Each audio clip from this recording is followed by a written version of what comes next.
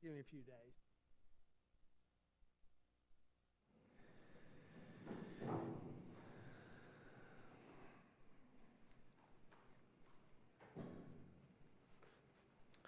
Thanks for joining us again today. Before we begin to talk about schools, I want to talk about an executive order that I signed today to honor the life of Deborah Johnson, the 38-year veteran of the Department of Correction that tragically lost her life in the line of duty last year. Because of this executive order, the Tennessee Prison for Women will now be named the Deborah K. Johnson Rehabilitation Center to honor her legacy of service, the life-changing work that she did with both inmates and her colleagues. And while we continue to mourn the loss of Deborah today, with this executive order, we honor her life and her legacy. We're going to focus our time together today on the safe reopening of schools and the work that we're doing to ensure that our students receive a quality education here in the state. Commissioner Schwinn's joined me and will be up in a moment to talk about next steps and what teachers and parents can expect. Reopening our schools and reinstating in-person learning is the single greatest challenge that our state faces today. And our administration takes this challenge very seriously. As the CDC notes, no other setting has more influence on a child's health and well-being than their school. And that's especially true for low-income students, for minority students, for students with disabilities who depend on the services and the stability that in-person learning provides. Our team of experts that includes doctors and pediatricians and epidemiologists and mental health experts and teachers and administrators agree with the CDC and with the American Academy of Pediatrics and the National Academy of Sciences and Engineering and Medicine that in-person learning is critical to the future of our state. Parents need predictability, teachers need support, and our kids deserve our wholehearted effort to make sure that our 2021 school year is a success. With so much of the conversation's been focused, rightly so, on the health and well-being of children, academics and attainment are a very important part of the conversation as well. A recent study by Northwest Evaluation Association uncovered some very concerning trends with our kids. In the summer after third grade, kids lose on average 27% of their attainment that they received the year before in math. By the time kids are in the 7th grade, that loss equates to almost 50% of the attainment in math that they received in the year before. The longer our children are out of the classroom, the more they lose. To put that in perspective, Tennessee currently ranks 25th in 4th grade math attainment. We're in the bottom half in 8th grade math attainment. And while our kids have made tremendous efforts and our educators have done a significant level of work to move our kids forward in the last 8 or 9 years, we cannot regress.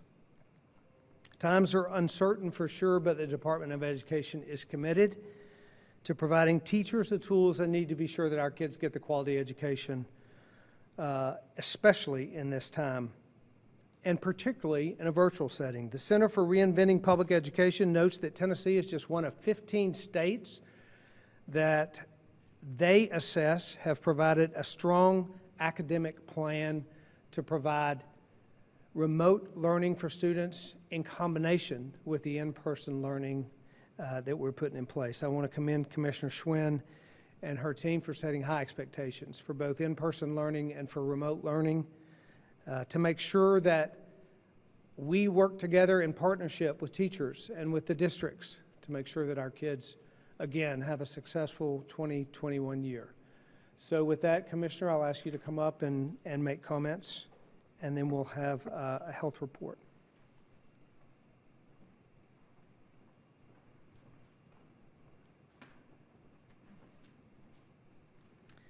Thank you, Governor Lee. Appreciate the invitation.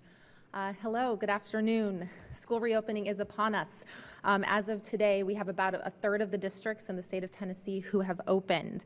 We'll have another third of districts that will open next week, and about 20% that will open over the last 2 weeks of August. About half of our districts are opening full in-person with a remote option. We have 10 school districts who will be opening remote only. The remaining 43% of districts will have some version of hybrid. What the good news is all of our districts have some version of remote learning for those families who need it. But what we're finding is across the state, for the 50% of districts who are opening full in person, about 20% of parents are choosing the remote option.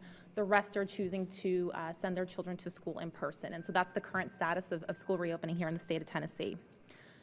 One of the things that we've been working on, and I think to the governor's point about focusing on high quality instruction for all students, regardless of the seat that they are sitting in, is we've been working as a state on continuous learning plans. Now, these are plans that help outline what learning should look like in a remote setting if a child is being educated in that way. I want to give a brief update on that because, again, wherever a child is sitting, they do deserve the right to a high quality education, and we are helping to make sure that that takes place. Our districts have been working incredibly hard. We've received 222 plans as of this morning. 100% of our public charter schools have submitted plans, and we have plans for about 2/3 of our school districts. The remaining 1/3 have an extension until the end of the month based on their reopening plans. In all cases, approved plans demonstrate a high bar for the education they will be providing for their students. And I want to commend both the superintendents as well as their district teams for putting so much time and energy into very creative solutions for what has been an unexpected year. And so they've been just working incredibly hard throughout the summer on these plans. Last week, we talked a little bit about PPE and some of the resources that we are devoting as a state to help keep staff safe and healthy when they return to school buildings. I want to again thank the governor for investing $77 million in teacher kits. On top of that, there are nurse kits, and we are excited to say school nutrition workers and additional staff will also receive critical supplies. Now, this is on top of what we already expect our districts to be providing to their schools and to their district sites. We know they are doing that investment and working really closely with school sites to provide as much safety material and equipment as possible.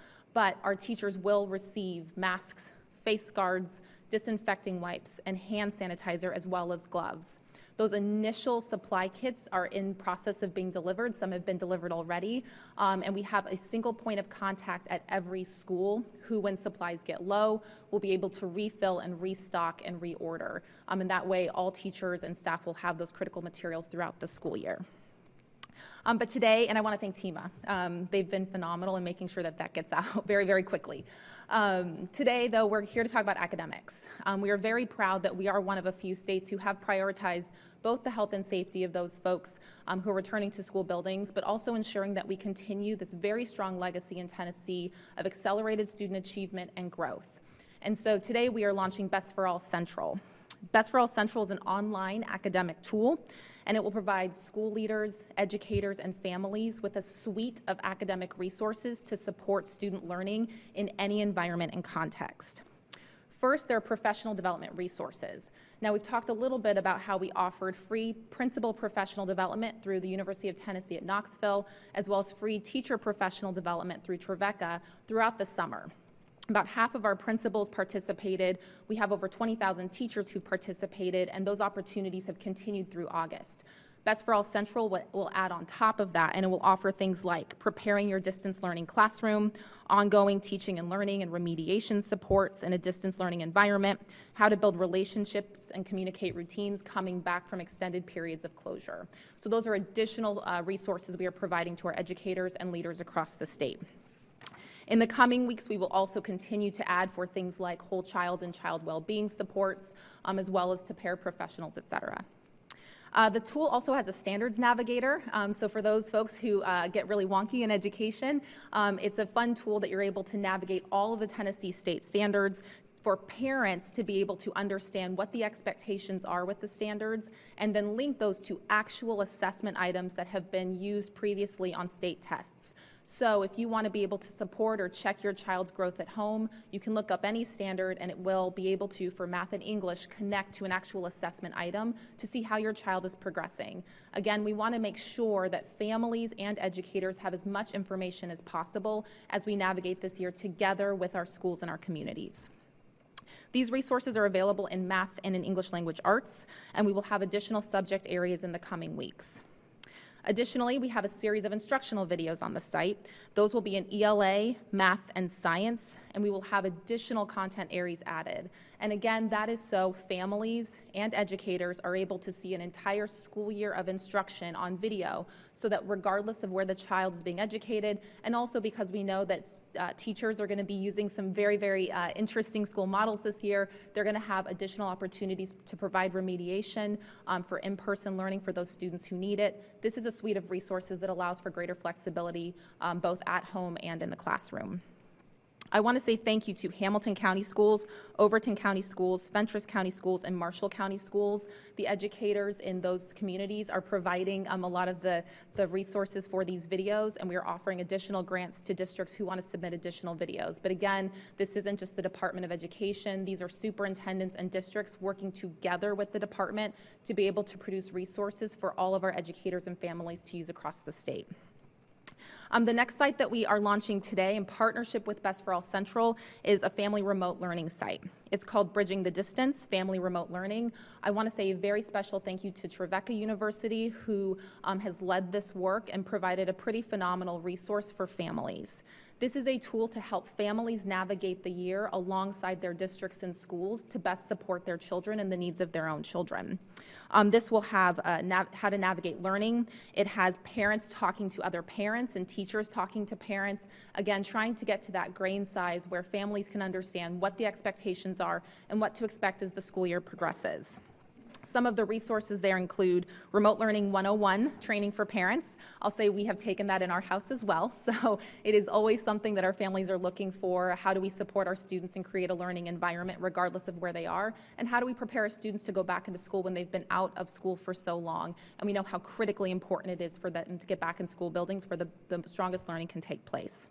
It also has videos, as I said, from parents and teachers to one another, and supports for families with children with disabilities to help ensure that they receive the services necessary to continue to grow and progress. Finally, we have the Foundational Skills Curriculum Supplement. I think most of you know how critical literacy is to our youngest learners and how difficult it is to do that remotely. We know that with school building closures in the spring, too many of our students did not have access to really strong literacy instruction for now 5+ months. The most effective literacy instruction does happen between a teacher and the student in the classroom, and so when we have larger gaps like we've had now or school building closures, it becomes more important than ever that we continue to support and promote effective literacy instruction. So we have this free, completely free, online and optional resource and tool for families and educators to use, again, to support literacy instruction for our youngest learners and to make sure that if there are gaps that they're able to catch up, especially in these critical first months of school. And then finally, I'm very excited to announce that on top of the $50 million that Governor Lee has invested in technology, which purchased over 250,000 devices for students across the state of Tennessee, there is a $15 million grant that we are announcing for Wi-Fi and MiFi. That pays for half a school year. It's a matching grant with districts for the device and for 100,000 households across the state to have access to Wi-Fi and MiFi. We know how critically important it is for as many children as possible, and frankly all children, to have access to the internet. We know now more than ever that continues to be a critical resource. So having 100,000 families, it closes the gap for most of those families who do not currently have access. So we're very grateful for that investment, to continue to invest in Tennessee. And one of the things I just want to close with before I have a special greeting for our students who are starting school is I have the great fortune of being able to work closely with 49 other state chiefs as well as territories across the country. We were very grateful to the federal government for investing $26 million that was set aside for the state agency through the ESSER funds. But with all of the funds put together, we have almost 10 times that money for K-12 education, and that's because we have a governor who invests in education.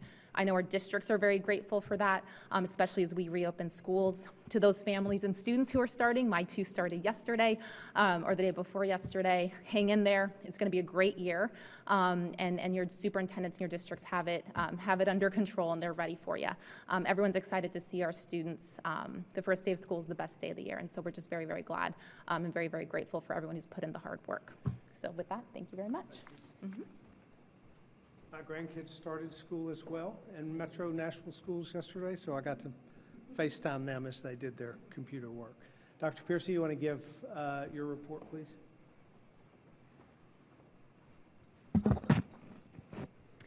Good afternoon. Thank you, Governor. I will not restate the vast amount of information that the Governor and Commissioner Schwinn have just gotten through talking about, but I did want to give a few health highlights. We continue to work very closely in the Department of Health with the Department of Education, and quite frankly, Commissioner Schwinn and I have been hip to hip for several weeks now, and I think we're making some good progress. You know, we really want to remind ourselves and you guys about what our role is here. Our role is to advocate for students and to empower parents and to support teachers and to assist districts. And that's why we've been working diligently to make sure we have appropriate guidance and to answer any question that comes up, and there will be some unanticipated ones, and we're trying to preempt those as well. But we appreciate everyone's support and their patience as we're working through this. You know, as already has been mentioned today, the benefits of in-classroom learning go well beyond educational needs. There's physical health, there's nutritional health, social and emotional well-being, and quite frankly, also child safety. All of these are important reasons for kids to be back in the classroom. But the utmost importance is for parents to have a choice. And as Commissioner Schwinn noted, there are lots of districts and lots of parents who have made that option, and we support that because as a pediatrician and as a parent, I know that there is no better person who knows the child more deeply and knows his or her needs and desires more than the parent. And so we think it's really important for the parent to have that choice. Now, moving on to more medical health things and outside of schools, I wanted to give you an update on testing. You may have noticed over the last several days that our case counts are down, but our testing numbers are also down as well. We've seen that trend here in Tennessee. It's not dramatic, but it is noticeable. We've seen it here in Tennessee, and there was a report yesterday that it's down nationally, maybe as more than 3.5%. We think there are a few reasons for that. Fortunately, the best reason of all is we think there are less people getting sick.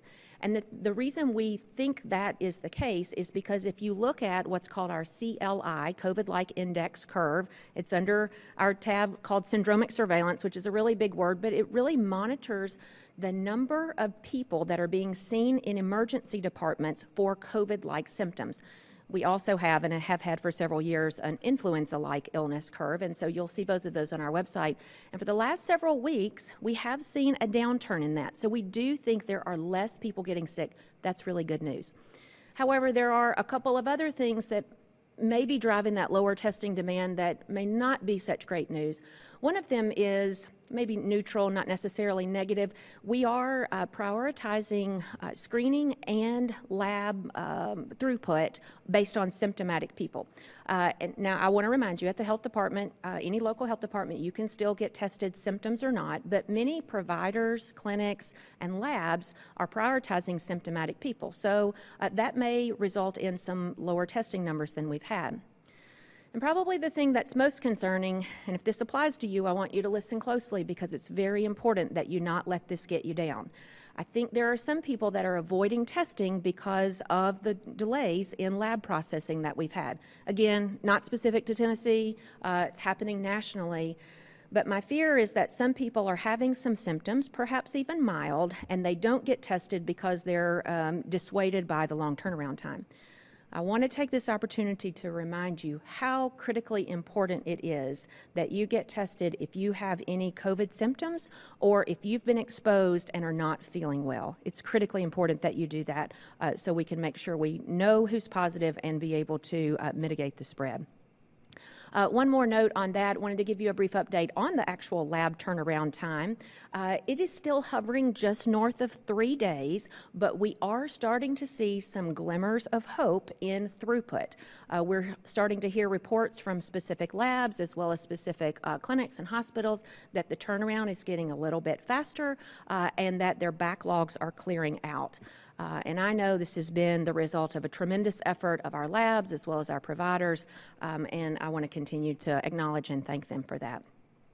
And finally, it's been a while since we've talked about it, so I wanted to give you a little refresher on isolation versus quarantine. I hope you never have to use this advice, but if you do, I want you to make sure you're following appropriate guidance. We hear the terms isolation and quarantine being thrown around a lot interchangeably. They actually mean different things, and they are for different categories of people. Isolation is what you do when you've been diagnosed. It's when you're sick. And by and large, it's 10 days. It's 10 days from the time of symptom onset. And after 10 days, if your symptoms are better and you've been fever-free for at least 24 hours, you're good to go. If you never develop symptoms in the first place and you're asymptomatic, it's just 10 days from the date of the test. Now, here's the tricky part that really trips up a lot of people. It's a pretty common desire and myth that you need a test at the end of that to make sure you, quote, test negative. That is absolutely not recommended. That is not needed.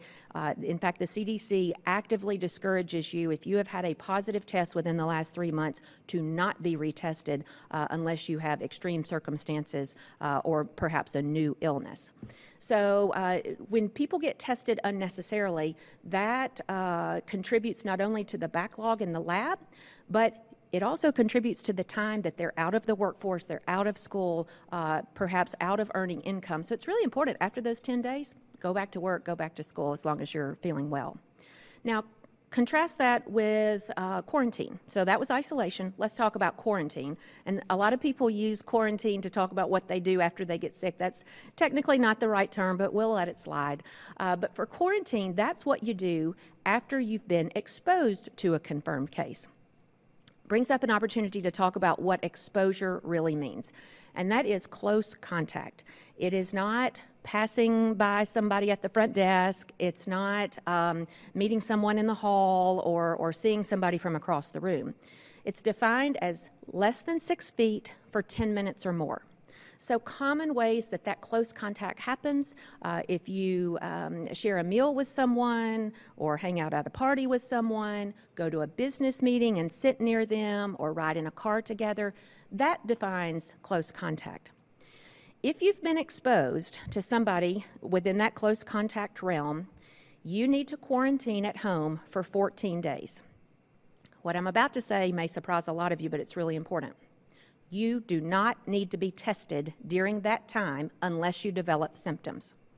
We hear it a lot, and it's a normal and natural response, but the common thought is, well, I'll wait 5 or 6 days, and then I'll get tested, and if I'm negative, I'll go back to work or school or whatever. There is no way you can, quote, test your way out of quarantine. It's 14 days, and that is because that is the incubation period of that virus. It likely will show up much sooner than that, but in some people, it could take the entire 14 days. If after those 14 days you don't develop symptoms, again, good to go. You do not have to have a test at the end of that quarantine, and you do not have to have any kind of special assessment to clear you from that. After the 14 days, if you're still well, you're able to go back to work, school, your normal activities. So again, I hope none of you ever have to use either of those, but if you do, I want you to have the best guidance. Thanks. Thanks to both of y'all. A lot of information. I'm sure there are a lot of questions, so why don't we get right to them? Good afternoon. My first question is for Dr. Piercy. Why don't you two just stay up here? I think that's probably going to be the most helpful. Is there an update at all on how you will collect data for COVID-19 in schools? I know, for instance, I was just looking at some data, and I noticed North Carolina, for instance, they do it twice a week, Tuesday and I believe Friday, and they look at clusters in schools and in daycare. So Is there an update on how you guys will actually do that? And then my second question is for the Education Commissioner. In terms of MiFi and Wi-Fi, I know that that's great news that it's going to be distributed to kids, but do we know how it's going to be distributed? We all know most likely low-income rural communities, people of color often are disenfranchised. So is there a way that you guys are going to distribute that to those communities that need it the most? Thank you. So on the question of data reporting, first I want to take just a moment to clarify. I made a statement last week that was seemingly misinterpreted that we're not going to track it at all. That's not an accurate way to assess that. What we were referencing was public-facing reporting. Obviously, we track every case in the state and contact trace and investigate clusters just as we normally would. But as it pertains to public reporting, which I think maybe the terms just got mixed up, as it pertains to public reporting, that has been a hot topic of discussion both within our administration as well as Commissioner Schwinn referenced, with a lot of the education chiefs that she's been talking to nationally. We're working on that plan. I believe the governor mentioned on Tuesday that we would have that ready within about a week, so we anticipate being able to give you an update on that early to mid next week.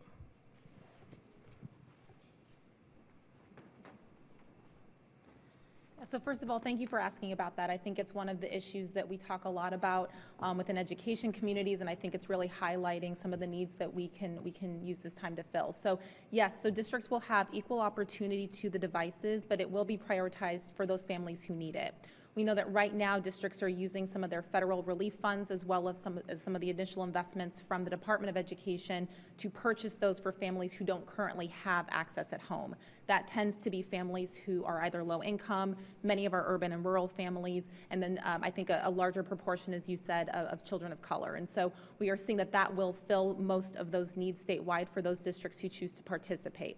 It is a reimbursement grant similar to the technology grant we announced earlier. So districts who are purchasing both the actual box as well as the service for a year, the department will essentially pay for half of the cost of that. Districts then match funds. Again, that opens up and frees up more funds for more devices and more supports for students. But again, 100,000 households, most of those households have multiple children who will now have internet access. We think it's incredibly important, not just to address the pandemic, but frankly for children to have access to that regularly. So we're very excited about that.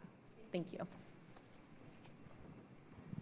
Hi, Governor, can you react to the Supreme Court ruling yesterday that will restrict absentee voting in the era of coronavirus? And if we are allowing approximately 20% of parents to keep their kids home from school to avoid exposure to the virus, why would the state require voters, many of whom are older and therefore more vulnerable, to physically go to the polls to cast votes? Yeah, it's really important, obviously, that people have the opportunity to get out there and vote. What the Secretary of State's done through his office, and I think that's what the courts recognized, is that they worked really hard to create a safe environment so that poll workers, so that folks that go to the polls can do so safely and can feel confident. There are a vast list of reasons why you can vote absentee, why you can vote absentee, and when you should be able to vote absentee. I think that's how the court made their decision, was based on what they felt was appropriate to give folks the opportunity to vote, but do it in a safe way. You feel it was the right decision? I do. Did you vote in person today? I voted early last week. This question's either for the governor or Commissioner Schwinn.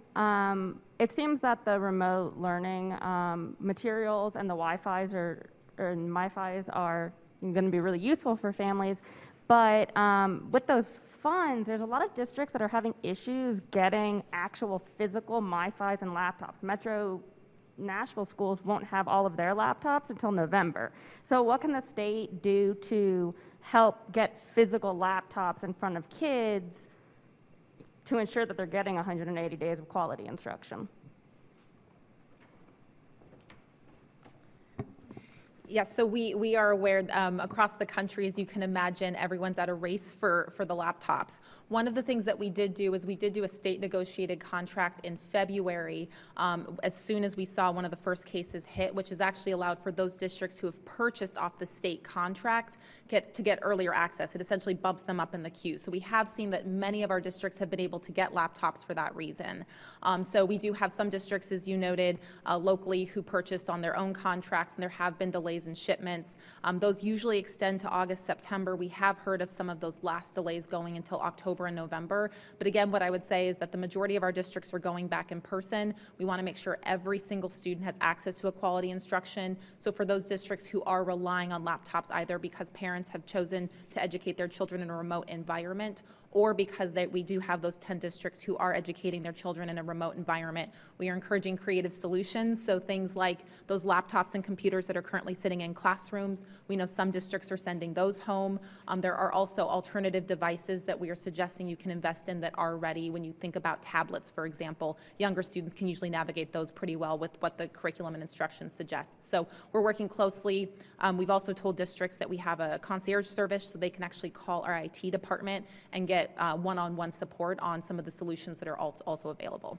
Are you guys concerned about the students who don't have laptops and school started this week, so they're basically sitting at home not having access for a week? Absolutely. Every single student in the state, by statute, and I think just by our own responsibility and obligation to them, is entitled to 180 days of instruction. The state board passed 6.5 hours in a remote environment for 1st through 12th, 4 for kindergarten. They are entitled to those minutes of instruction, and we know for those students who don't have internet access and who don't have devices at home, oftentimes are experiencing achievement gaps as it is. And so if they are not getting that access or they don't have that access, it is the responsibility of the district and of the state to find solutions to ensure that they do not fall farther behind. We know how hard it is to catch up, and we just don't have time to waste on a child's education. My other question was for Dr. Kiersey. As you noted, you guys are tracking all cases, so you know that at least a dozen, maybe 2 dozen school districts have already reported cases connected to staff, sessions, students. Is that expected, and is it alarming? So I have said for weeks now, we know there will be cases in schools. Many of them came early, and so you'll remember the one from Alcoa City Schools just the first or second day of school. Clearly that wasn't school transmission, but there will be in-school transmission. We know that that's going to happen. We also know that the risk of not being in classroom can be devastating and lifelong as well. And so that's why we're not surprised by it. We knew that was going to happen. We have strong mitigation processes in place. Commissioner Schwinn is helping districts through all of those rubrics. We've been assisting her department with that. And so not alarmed because we know it's going to happen. Thank you. Hi, Governor. Sir Joe. Happy Election Day. You Yes, sir. told the Tennessean Glad that it's you not my voted. election day. I'm sorry? I'm glad it's not my election day. You are right there. You told my colleague from the Tennessean that you voted early, but I didn't hear you say who you voted for in the Republican Senate primary. Do you want to share with us who did you vote for? I will just say that I'm certain that any number of candidates will be good representatives for us. So no, I'm not sharing who I voted for. Are you sure? I'm sure. All right. Just have to ask. Also wanted to ask you You about. didn't really want to waste your question on that, did you? Really, also wanted to ask either Commissioner Schwinn or Commissioner Piercy about contact sports. We know those have resumed, but we also have seen reports that in Greenville High School and middle school, there's already been a couple of positive cases in the middle school and high school related to sports teams. How can you ensure that kids are safe, but also having these, this participation in these contact sports where people could, have close contact? You want to answer? Let me preface this by saying, like any good Southern woman, I love football just as much as anybody else does. But talk about a higher risk activity. It's higher risk than sitting in a classroom when you are sweating and hitting people in a contact sport. We also know that sports are crucial to people's well-being, mental well-being, physical well-being, and so what we tried to do with the sports guidelines is make it to where they can participate in the safest manner possible. But I'll remind you, just like with in-classroom learning, you don't have to do it. And I think we've seen some reports lately of some athletes opting out for a season, and that's perfectly acceptable as well if you don't want to bear that additional risk. I am pleased with how the guidelines turned out, and I think it does allow for sort of the safest manner possible, both for participants and for spectators. And if you haven't seen it, I encourage you to look at the 1918 photo. I think it was Georgia Tech, where they had a football game and every spectator in the stands had a mask on. And so that's how they dealt with that pandemic. I'd like to say we're a lot more sophisticated than then, but our fans will need to wear masks in stadiums this year too to keep themselves safe as well. Commissioner, we've seen that today the state is reporting 42 deaths. Are you guys seeing a shift in deaths in the rural areas? We know that those areas have seen more cases recently. So if you'll allow me, let me give you a few comments on that death rate. Today, you're correct. 42 is the highest number that we've had. But I want you to know that that should be kept in context.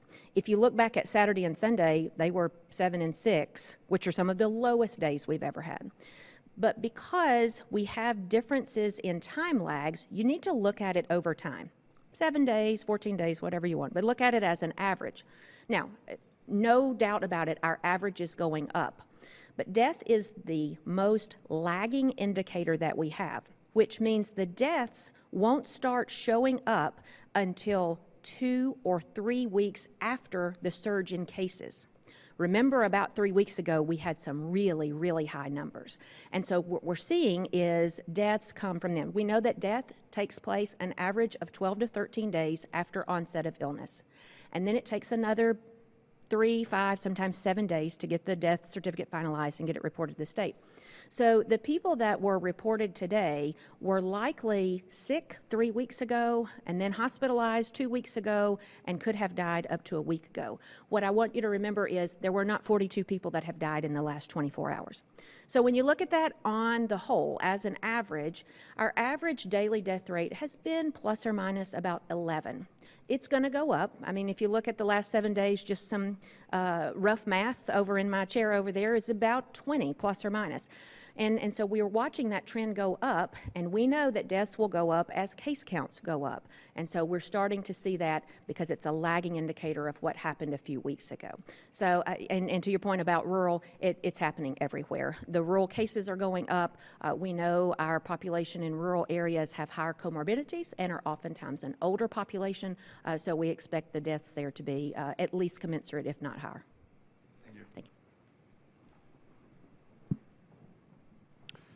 Yes, I know you said you had voted early for this election. Have you ever, considering all the talk about absentee balloting and litigation, have you ever taken advantage of early voting? And You mean of absentee voting? Yes, excuse me, for absentee balloting. I don't recall voting absentee. I'm 60, so I voted a bunch of times, but I don't recall voting absentee. I think mostly just, I may have voted absentee in college, but I don't remember. Right. And when you were in Alabama? In the state of Alabama. Not the University of Alabama. That's correct. I guess one of my questions, though, it looks like turnout is really just a trickle today in Metro Nashville. And also, I believe it's kind of pretty slow in Memphis, too, Shelby County. Considering all the talk about absentee balloting, why didn't the state just go ahead and make a big push during this pandemic to make it more accessible and just go along with all these people that have brought litigation against the state instead of fighting it in an effort to make it easier for people to, stay at home and vote, and so they wouldn't have to worry about going to the polling places wearing a mask and going through all of that. Yeah, I've talked to the Secretary of State about what his plan. He's been working on this for months and months. And we've seen states that have used significant online voting, absentee voting, that have had significant problems because of the massive increase that that they had in their absentee voting. So there are problems with whatever strategy you take. I think the Secretary of State has done a great job of planning for this. There haven't been long lines. I talked to him about the voter turnout today. Considering the type of election that it is, it's not unusually low. We don't know what the turnout's going to be yet, but I would just say I think the Secretary of State and his office and the direction of the state has taken the right approach to this, and it's been a good outcome so far. But how can the outcome be good if it's just a trickle at the polls? Well, I think he's expecting somewhere between 600,000 to 800,000, maybe 800,000 or more vote in this election today. And in an off-cycle election with no gubernatorial, no presidential, no county mayors, no sheriffs, we expect there to be a lower turnout in an election like this. We'll just have to see what the numbers are when they're done. Okay. Hey, Governor. Jonathan. I won't accuse you of being an Alabama alum or ask you who you voted for or anything. Hamilton County said yesterday that there was an exposure at the Lincoln Day dinner there where hundreds of people were there. A lot of them weren't wearing masks. You didn't attend, but just kind of curious, what have your criteria been for deciding whether to go to political events or not, where Republican events have been largely unmasked, especially for the campaigns and that sort of thing? And then my second question is for Dr. Piercy. Have there been outbreaks or issues from campaign or political events that have been significant? So my criteria for any event, and I certainly don't travel as much as I have in the past, and I don't attend nearly as many events as I have in the past, but when I do attend an event, I do everything I can to make sure that I'm safe and that I'm not a potential threat to somebody else. So wherever I go, whatever I do, I distance and wear masks. And if I don't believe that I can do that in that environment, then I generally am not there. If I can't protect myself with a mask, which I do, then I won't be there. But I have a mask all the time now, and wear it most everywhere I go. So that's my criteria. Skipped out on political events? You don't have to tell me specific ones because of concerns. No, I haven't skipped them. I mean, I have not attended nearly as many events as I had before because we're not traveling nearly like we used to. But no, I haven't missed events because of because of any reason other than it's not in our scheduling. And you had a question for Dr. Pearson? Related to clusters or outbreaks in political events, I'm not aware of any other than the one that you mentioned. I read about it in the lay media, but we have not tracked any, to my knowledge, from any of the events that have taken place in the last few months. Thank you. Phil? Hello, Governor.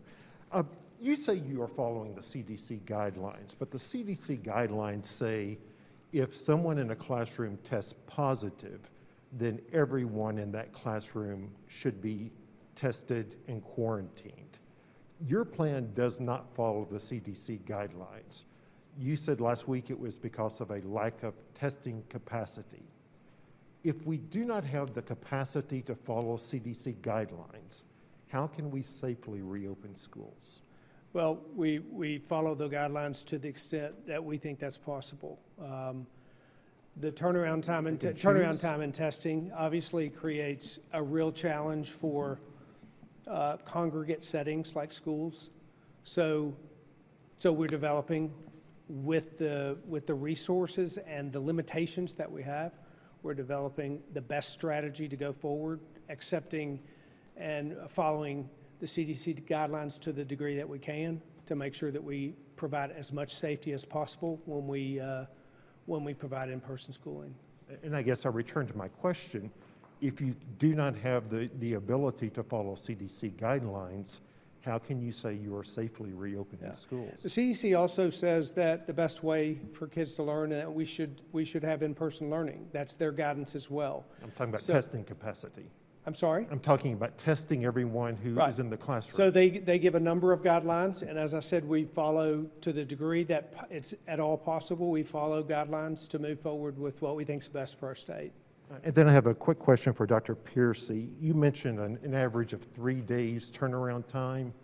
What's the range? I mean, because 3 days is the average, but what are the outliers?